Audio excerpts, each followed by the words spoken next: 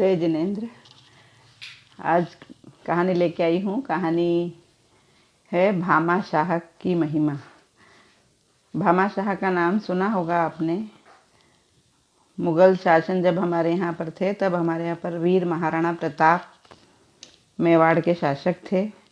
बहुत ही वीर थे, साहसी थे, योद्धा थे। और जो भामा शाह थे वो उनके सेनापति थे।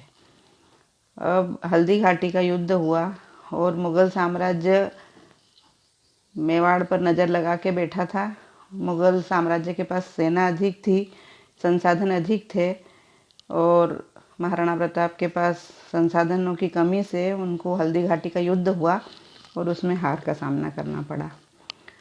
और फिर वो मुगल शासन से पीछा छुड़ाने के लिए वो जंगलों में छुप के रहने लगे। मतलब इतनी मुसीबत भी उठाई, उनके बच्चों तक को उन्होंने घास की रोटी भी उनको खाना पड़ी। और उनका मन अपनी मातृभूमि के लिए बहुत तड़पता था कि किस तरह से मैं अपनी मातृभूमि को वापस हासिल करूं। और वो दिन रात इस चिंता में रहते थे, लेकिन वो क्या करें।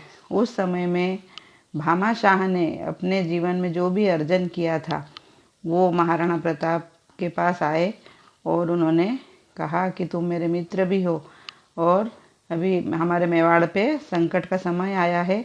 तो अपनी सारी पूंजी उन्होंने मेवाड़ के संकट को दूर करने के लिए महाराणा प्रताप को दी।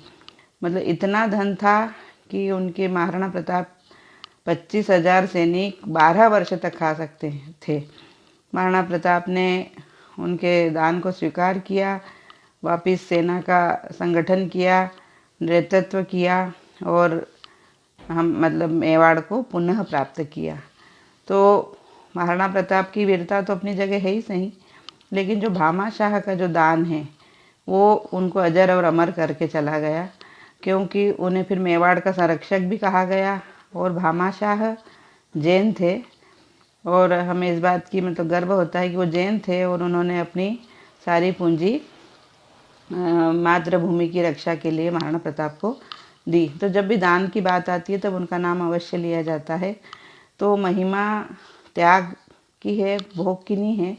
हमने कितना कुछ अपने लिए खर्च किया, क्या खाया, कैसे विलासितापूर्ण जीवन जिए, उससे आपका महत्व साबित नहीं होता।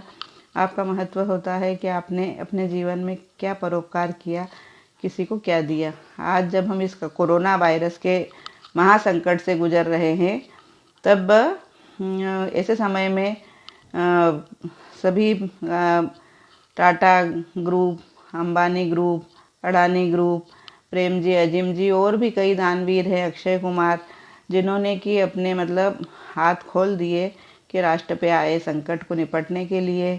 और सभी अपने अपने हिस्से का मानवता को बचाने के लिए, देश को बचाने के लिए, राष्ट्र को बचाने के लिए सभी दान कर रहे हैं। तो इससे हमारी मानवता का एक अलग ही अध्याय खुलेगा।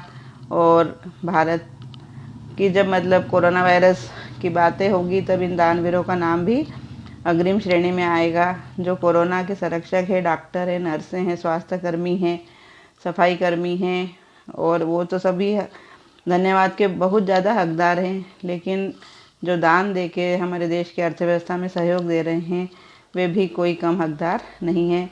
तो हमारा जीवन इसीलिए बना है, हम भी परोपकार की भावनाएं हमारे जीवन में लाएं। और देश हमें देता है सब कुछ, हम भी तो कुछ देना सीखें। सूरज हमें रोशनी देता, हवा नया जीवन देती है। भूख मिटाने को हम सबकी धरती पर होती खेती है। त्यागी तरुओं के जीवन से हम भी तो कुछ देना सीखें। तो जीवन में बस यही परोपकार के भाव से हम हमारे जीवन को आगे बढ़ाएंगे तो हमारा ये जीवन भी सुधरेगा और अगला जीवन भी सुधरेगा। तो इसीलिए, क्योंकि नदियाँ न पिए कभी अपना जल, वृक्ष न खाए कभी अपने फल, अपने तन का, मन का, धन का, जो दूजों को देवे दान रे, वो सच्चा इंसान रे, इस धरती का भगवान रे। तो प्यारी बहनों, आपको मेरी ये कहानी अच्छी लगी होगी और हम छोटे छोटे संकल्प करते रहें, छोटे छोटे प्रयास करते रहें हमारा आने वाला भारत, आने वाला कल बहुत ही समृद्ध और शक्तिशाली होगा। और हमारी वीर प्रभु से यही प्रार्थना है। और हम भामाशाह के वंशज हैं, तो अपनी दानशीलता का हमेशा परिचय देते ही हैं और देते रहें। बस यही भावना है, यही शुभकामनाएं हैं। धन्यवाद आप सबको, आपके सबको धन्यवाद, बहुत बहुत धन्यवाद। जय जिनेंद्र।